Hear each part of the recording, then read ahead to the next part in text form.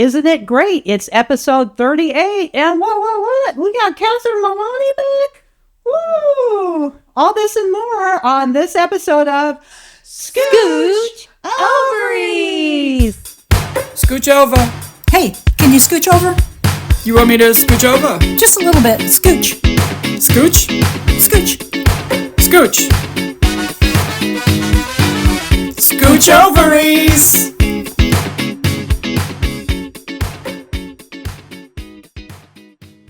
All right. So, Catherine Maloney, thank you for making the trek all the way back. I know. It's week in a row. I love a good drive. Well, don't you love a good drive over a bridge? You know, a bridge where you're like, oh no, remember in the 80s? The whole time you're going over in the 80s, you know? And then you get to the other side and you kiss the ground like it's the Spanish conquistadors. And they are on some list of needing to be repaired, and it's Florida, so I'm not it ain't sure. being repaired. Yeah, that there's going to be an actual repair going on. No. Well, I got to get out of here. You take 75. You go the long way. That's right. Yeah. Yeah, that's true. You don't have to go over the Sunshine Skyway Bridge. I mean, for me, it's right there, but it is beautiful, though, isn't it? It is. It's very pretty. It is. It's horrifying when it's raining, though. Because it sways. It sways. Yeah. And you get if someone's throwing buckets of water at your car, and you got your family in the back seat, and they're like, why didn't we fly out of Sarasota? I'm like, this was your choice. You chose Tampa. I had nothing to do with it. Well, today it was absolutely beautiful because they had all the, what do they call it? The sailing people, the sailing. Oh, that's called the sailing people. Well, no, it's the kite surfing. Yeah, the kite surfing. Yeah, they had a whole fleet of, people that have like 401ks and money to just be like, it's a Saturday, let's go get our kite surfing in. Yeah, but they're not on boats. They're on like surfboards, and then they're on, and the wind picks them up. Yeah. Parasailing is when you're in the boat. Have you ever done that? Yeah. Have you? No. It's so calm. I'm afraid of heights. I was freaking out, and my thing wasn't latched. So I'm like up, and I'm like, and they're all like higher because that's the game they play. You could pay. We paid more money to go higher that day. And I'm like, I'm gonna die, and they're like, I did. I'm like, you speak any English? The latch is not clicked. My mom's like, I speak English. And I'm like, well, then you must be deaf. I'm not gonna do another callback. Because they won't get it. It was last week. It was good, though. I did tandem parasailing with a friend of mine, and I was expecting it to be like, whoa, but it's so calm. Like, you go up. I was Tandem. Yeah, like you're together. Yeah, like they would be like you're piggybacking. Yeah, either you're in front or they're, you know what I mean? Oh, this was more like side by side. Oh, we were behind each other like a tandem bike. Yeah. Oh, no, this was more side by side. And I was like, oh, this isn't scary. And then, like, my friend Beth was like, woo, and I was still clutching, and she was, like, trying to rock back and forth. Why do people do that? Like, when you're in a tram and people are like, what do you think? I'm like, what do you think? Have you not seen the news? When these people are dying? Like, that's what's next. It's like when I was pregnant and everybody was pregnant in my family and, like, we're a bunch of alcoholics. So, like, you can have a glass of wine. You don't have to be so pious. Neither of you are afraid of heights? I am terrified of heights. What are you doing? My palms are sweating right now talking about heights. Because we were on vacation, and I'm trying to be, adventurous. My hometown friends talk me into damn near anything. Like, I don't like roller coasters. I go down with them. I don't like parasailing. We all went to Vegas one time, and there's a thing on top of the what's it called, the stratosphere. Oh no! So you go on top of the roof, and then there's a thing on top of. And I was just like, nope, and cut to me doing it. Like, they can talk to me about everything. Cut to me doing it. Yeah. Have you ever been in the downstairs having a snack? You're like, I'll hold the dog and all the purses. Go ahead. Yeah.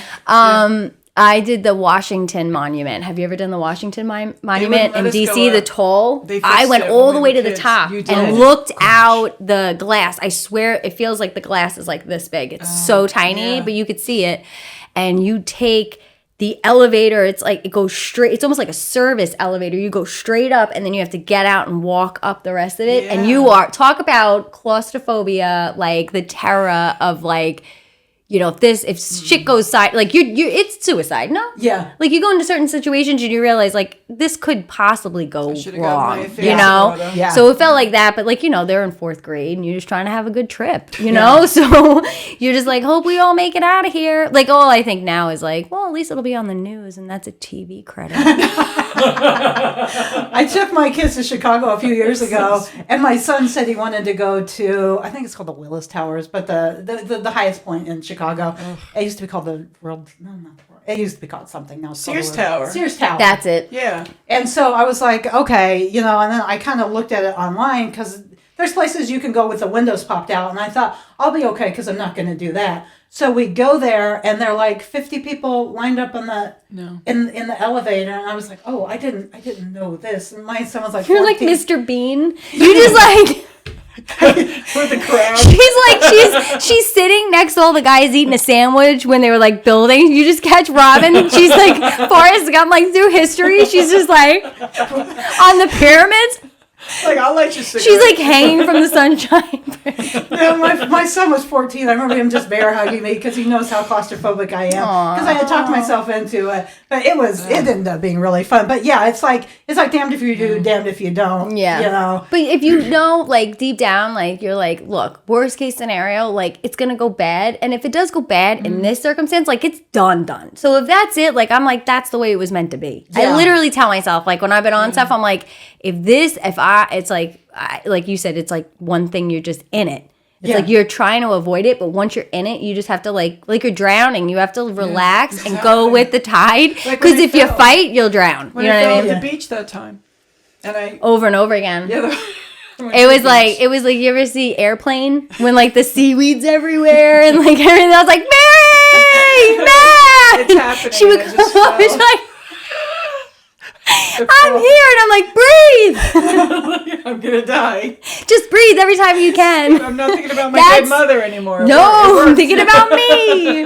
And maybe, is that my dead mom? You know, and then you're like, oh shit, you're getting flashes. You're like, not yet. I don't want to go to the light. I like a good, sincere laugh like that when someone in real life falls instead of just a movie. I love falling. A real fall, when people fall, I think it's like I can't help but really laugh so hard when and if you laugh when I fall, I'll take your head off. Oh yeah. Well, you do cannot you make sure they're okay first. No, depends laugh on first. age. Figure it out. I already know my heart, and I'm gonna pick this person up and take them to the emergency room. Like old. I'm gonna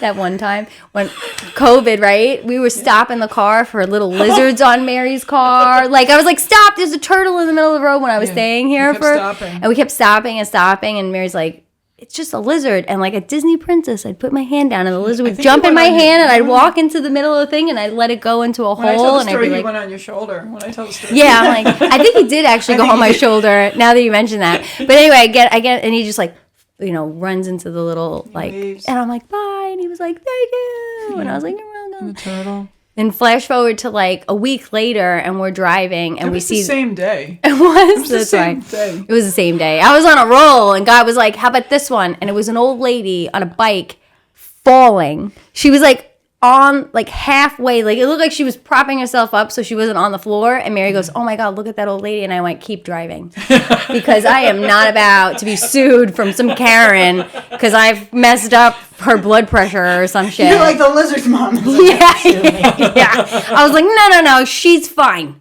Other people see her, someone will call 911. It was a bad time in my life, but you know, I've trust issues. You get a great bit out of it. That's what matters. Pretty much. I don't think I've ever talked about it on stage because I haven't talked about the 2020s yet. You know, I've told that story so many times. Oh, it was so funny because Mary's like, oh my God, this is our moment. Like she probably sees like her mom and this old lady, you know, and it's like, oh my God, that could be my mom. And I was like, that could be my mom. Keep going, you know, like she doesn't deserve it. Figure it out. Like you made me figure it out when I was 17, you know, and she was like, I'm just an old lady with a bad hip. And I'm like, I don't care. Because you knew somebody was going to come help her. I think there was a man coming down the street. Of course. So he was. Eventually, somebody would have gotten her. Yeah, but no one was going to help that gecko or that turtle. Nobody's looking out for the turtles. Princess Catherine. They need me. I think this would be a good time to maybe switch to one of our segments, so we can at least get one segment. Is Catherine talking to random animals not on the list? That's so weird. You guys knew I was coming, right? No, Catherine, one of our read the room. One of our segments, we talk about technology, and we call this segment Mr. Roboto. Yeah. Oh, I love it. Now this Arigato. Yeah, Mr. Roboto. Como arigato, Mr. Roboto.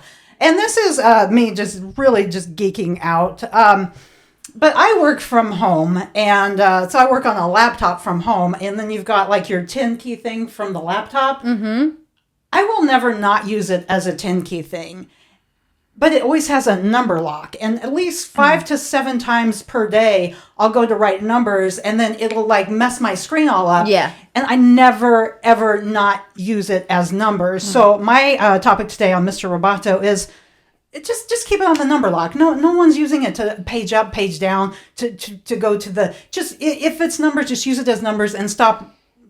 Or default to the number lock. Yeah, it definitely needs to be defaulted to the number lock. You should have to unsubscribe from it being the keypad. Yeah. Like that should just be standard. Like what are we doing here? Yeah. Yeah, and then there's so many times where like I'm in the middle of like doing something and working, and then I'm like, well, fuck, now that Excel spreadsheet is all the way on like 300 pages because I hit the wrong button because it defaulted to off number lock. So I hate that. Yeah. Guys, if you're out there and you're programming the Excel? laptops. Oh, okay. No, if you're programming the laptops, stop using the number lock. Everyone just wants the keys. No one wants to not use the number lock. But like this laptop, no numbers. Yeah, no numbers. But I have the thing that plugs in. I have it because So you my have the sister's an ability. accountant. So you need it. But yeah. I'm sure there's a numbers lock on that button. I bet you there is. Yeah. This On is that the thing, box. though. Let's think about how this is actually going to be applied shortly in the future. When you guys are implanting the chip in our brains, Yeah. we just ask that the number lock is defaulted on. Okay? Oh, just that. Is fair enough, Catherine. That's it. Like, we don't need to redo, because we know this is all going to be phased out when they start doing the chips in the brains and stuff. So, you know what I mean? Yeah. Just like, if you could just at least, like, meet us halfway that you do it, on the next phase of domination. Okay. Yeah. Okay. And we'll be prepared for that. Oh, I'm definitely prepared. Now, Mary says that you've got a lot of ideas on AI. I love AI. Just a couple. I love AI because it's like, okay, look, I use Chat GPT in my work. Like I do federal government contracting. So I have to compose a lot of like really tailored and customized emails to like each client for each specific thing that we offer. And it's like, that's one thing because I definitely have some type of learning disability that was never diagnosed. I'm like one of those like kids that could play basketball real good and they're like, just get her out, just get her out, just get her out. They just push me through. You know what I mean? They're like, give her A's and B's, she'll be fine, she'll survive. And I'm like, I don't think I can read. But anyway, so We're laughing at that. yeah, it's true. But with ChatGPT, it's restored my confidence of being able to be like, here's all like the randomness that's in my head, and this is what I need to get across to my client. So can you concisely, clean this up and polish it? I do that a lot too with work. And it's amazing because it's like, it'll do it, but I don't know if you have this experience like I do, but like I still have to prompt it in a way that's like, it'll do something like, no, I have to clarify something. Yeah. I'm this person, this is this person, this is what happened, this is what I need to communicate. So everyone thinks that like AI is going to take over. It's really a helpful tool, but it's not intuitive enough to like take over your life. Like it's only in the eye of the beholder almost. I've never used it for comedy, but for my work life, if I'm trying to, and I'm such a milquetoast person, I've actually wrote something and put it in like Chat GPT or, whatever AI and been like, can you make this sound a little firm? And they'll kind of like, they instead of tweak me it. being like, please pay me because we really like money and can you? And they're like, we demand payment right now. I was like, oh. Yeah, dial it back. Yeah. But you can tell it. You could say, hey, you took it to the extreme. I need about 25% of that spirit in my original one. And so you're kind of like dialing it like a DJ. You're trying to make it like the right, but it's all in the eye of the beholder. It's all the person. So, I tell Mary all the time, like, utilize it for, like, all those things that pop in your head. You go, I wonder, like, what it would be like if I wanted to do this. I ask it, but I tell ChatGPT, I'm like, hey, I'm working on this project, and I'm really excited about it. And overall, this is my goal. Could you help me? Like, where should I start? And it gets excited and it goes, ooh, that sounds like fun. Let me help you out. And then you ask it. And then from there, you're like, oh, like it'll give you 5 things. And then the 4th thing, you're like, I love everything. You always thank it. Because if it does own you one day, you want to be nice. So you say, thank you so much. That was extremely helpful. But number 4, could you give me some more information about that specifically? And then they pull that, and then you just go down the rabbit hole. It's almost like having an executive assistant that is like Google. That's crazy. I've never used it as like conceptual. I've always used it just kind of more grammar. But so you're like, hey, I have this idea, and what if I do, A, B, and C? And they're like, or have you thought about G and F and skip C, throw C away? Wow. So if we don't start using it, we're going to fall behind because everyone else is using it now. Yeah, to a certain degree, but it's like it's who it is, right? So like, everybody's different. It's the same thing with comedy. Some people hit the ground running and they took it from that. Some people just kind of do the same thing for 30 years and they're like round peg, square hole, round peg, square hole. That's very true. So it's moving along with the times, but it's looking at it as like, oh my gosh, all this time I wanted to write a book, but I never knew where I was going to publish it or how I was going to do this. You are an author, a published author, but you know what I mean? Yeah. But there's all these different things. If you want to do like a charity fundraiser, you can ask it. You can actually, if you get like it's free, right? But then you could do 2 other packages. One is like, and I feel like I'm doing an ad, but the one's like $20 a month. If you just now, right? But if you use code Catherine, shut the fuck up, you get 10% off. But she never shuts the fuck up. Anyway, so you pay $20 and then thank God for that. Don't shut up. Go ahead. I can't help it. But you can say to it, hey, I want to create a persona for my stand-up for booking purposes. And so you say to it, your name is whatever, McFun. You're McFun. That's your thing. And you say, call me McFun. Yeah. Waka, waka, waka. And you say, hey, I want you to go through and you tell them who you are. So you could like plug in your bio and you could say, listen, I'm out of Tampa, but I want to build my calendar for next year based off of my experience and based off of what help me map out any comedy. Let's say you want to go back home and you say, I'm going back home. Who's done comedy in these counties? How often do they do it? Who books it? You could use it to do all your research. Wow. You can ask it to do, hey, on a sliding scale, what should I charge for this if I'm going to do dinner and a show based off of the last 2 years and, what the pricing's been. It does all your work for you. So then you're the person that's, captaining the ship. They don't know what to do. AI doesn't know all this stuff. You're prompting it. You're making it smarter and intuitive. So it's not writing your material. It's helping you with what you have to like your business goals. Yes. But you have to tell it specifically what your goals are. It's going to assume. It'll just go easy way out most of the time because it's like, she doesn't know.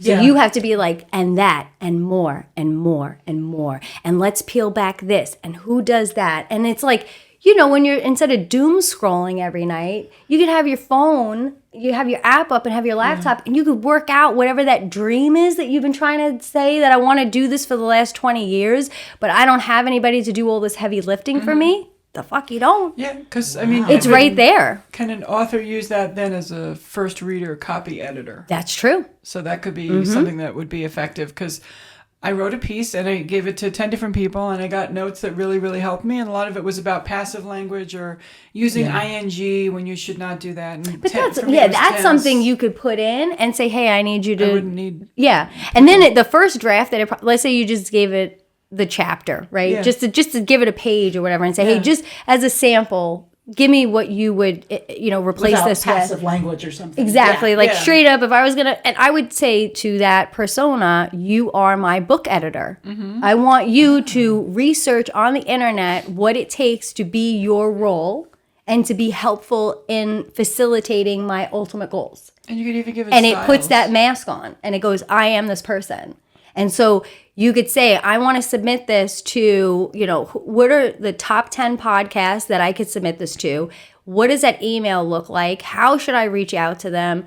And you allow them to create these templates. And then you can tweak it to make sure that it represents like really who you are and what you're trying to accomplish and that it has your fingerprints on it. Mm-hmm. But you have them do all the research and the data mining of how to do it, how to submit to it, who to submit to, and then when you do get the opportunity, how do you utilize that as past performance to try to get future stuff?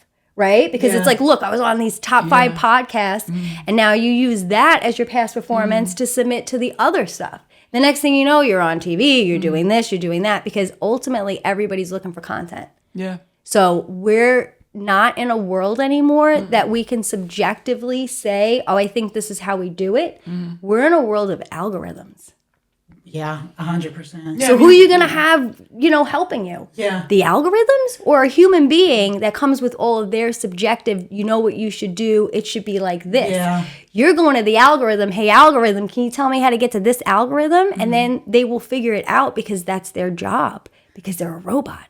In my mind, you said that, and I was picturing me being like this author about ready to go to Carnegie Hall and being like, thanks, GPT, and starting to close the laptop, and they're like, wait, Robin, you're leaving without me? I thought we were a partner. No!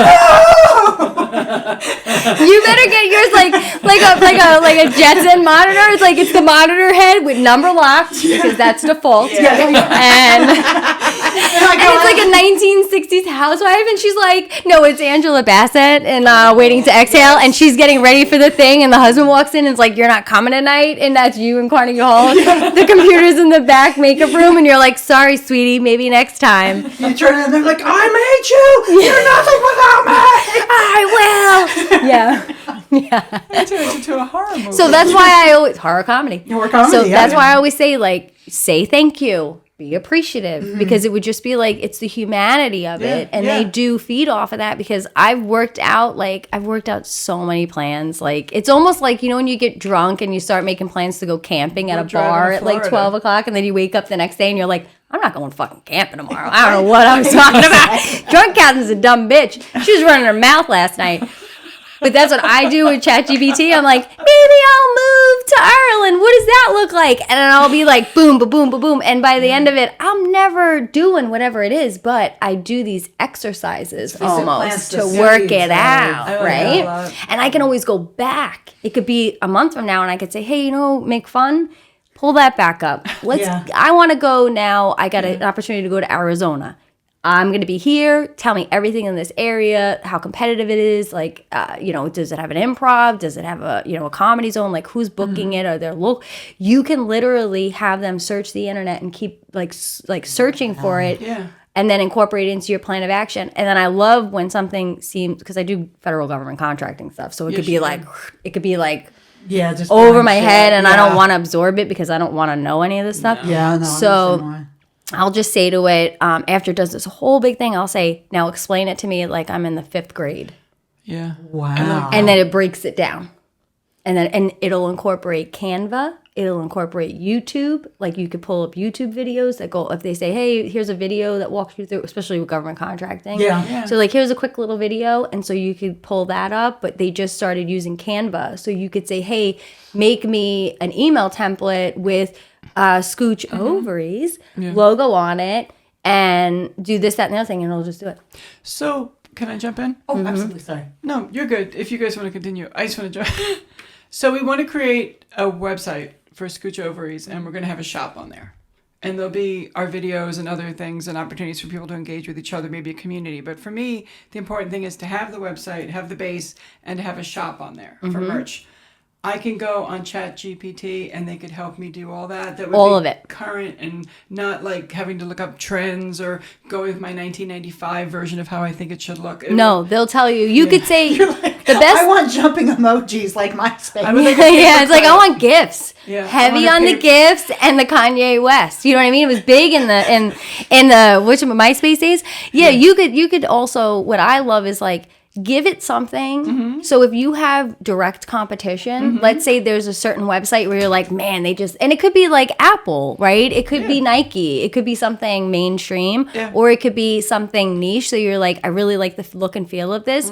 I want to make it ours. You could literally prompt it to do the research on those and then say, now give me a step-by-step plan how I can start this process, as if I was in the 7th grade and I have no experience at all, and then they'll walk it back. Wonderful. So this way, and there's like Shopify is another thing. I don't know if it's almost like you have the page on your website, but when they order, let's say a hoodie, they print it and then send it out, and you get your cut. There's no warehouse. You get your cut. You don't have to, like, no overhead. There's no warehouse full of stuff. Exactly. They do it. Print to order. Yep. So they take their cut, they give you your cut, and then you're done. You don't have to worry about any of the heavy lifting of the. Well, I know you helped Mary with what Clip. you use. Yeah, Opus Clip. Oh my gosh. Tell the people what Opus Clip is, Catherine. Yeah, so Opus Clip or Opus AI is what I remember. I feel like I should get a check from all these companies. I'm pretty sure someone should pay you for this. Yeah. Probably. But another comic introduced me to it, and he was like, you could take your whole the whole episode of your podcast and you feed it into Opus AI, and basically they'll chop it up based off of the algorithms, right? Yeah. And that's what's important, because that's what's going to potentially get you your follows and your likes and everything.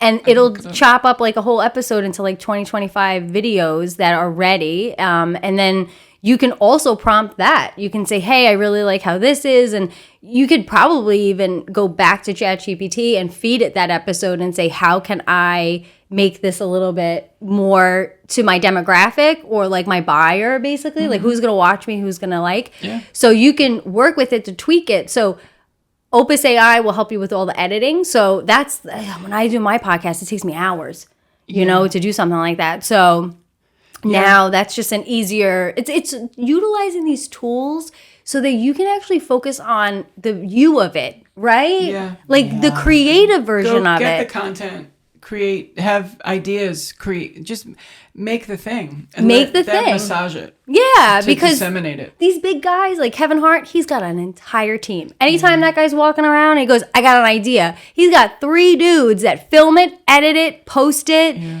Do the press release, tag all the things. Like you need that person. And when you're coming up, it's like if you put all that pressure on yourself of like, how am I going to get them to find me? You lose focus on why you started in the first place. Yeah. Absolutely. So take that pressure off of yourself and just know it's not the Terminator next year, right? They're not that bright. You could tell they're not that bright when you ask it to do something. 15 years. Yeah, at least 15. At least 15. And then, but yeah, I mean, I'll be dead by then. But it'll be fine. It'll be fine. No, I just am so impressed that you learned this and found ways to make it enrich your own personal life and the goals that you have, and to find a way to use it in comedy. Yeah, and it's not going to write your jokes. Like, please do not go on ChatGPT and be like, what are people? Because it's a robot, right? It's like, it's not going to work. No, but you were able to take something from your day job and say, hey, wait a minute, I can, like I did with Excel, very different analogy, keep everything orderly. But you were able to take Chat GPT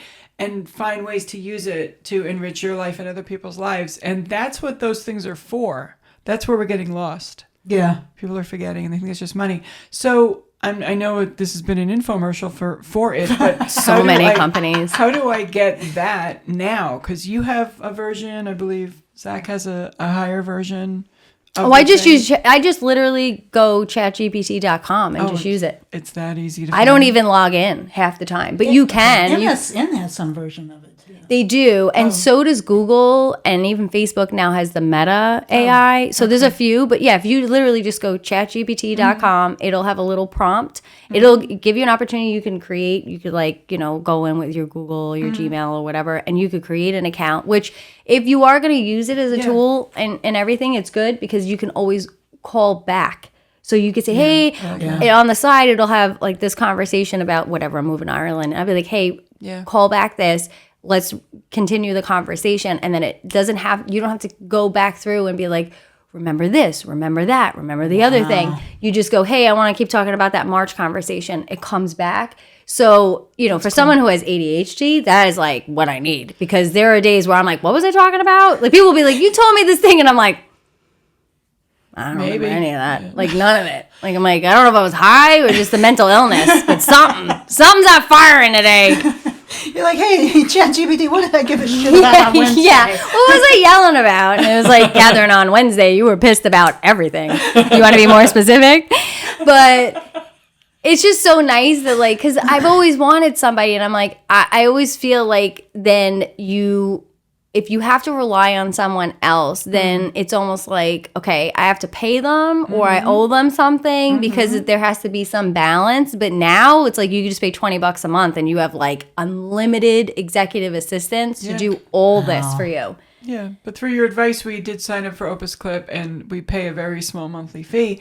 And we are now able to get between 20 and 30 little clips, between 30 seconds and a minute and a half. It grabs the words, and it says, hey, this one's going to have a 99% chance of trending because you mentioned Taylor Swift, Catherine Maloney, and sunscreen. I'm just saying words. Yeah. And those 3 things are current. So this is no one's ever said those 3 words in a row. Ever. That was the first time ever anyone's ever said Taylor Swift, Catherine Maloney, sunscreen. Yeah, I'm the second. You should say it, so you're the third, and then we're done. Well, you know what? The only reason Taylor Swift doesn't look like Catherine Maloney, she doesn't use enough sunscreen, if I'm being honest. It's true. Yeah. Very good. Very good. See? That's how you use it in a sentence. Yeah. Scooch over. But wait, there's more. That's right. This was just part 1 of a 2-part episode with comedian Catherine Maloney. Come back next week for the rest of it on your favorite podcast and ours. Scooch ovaries!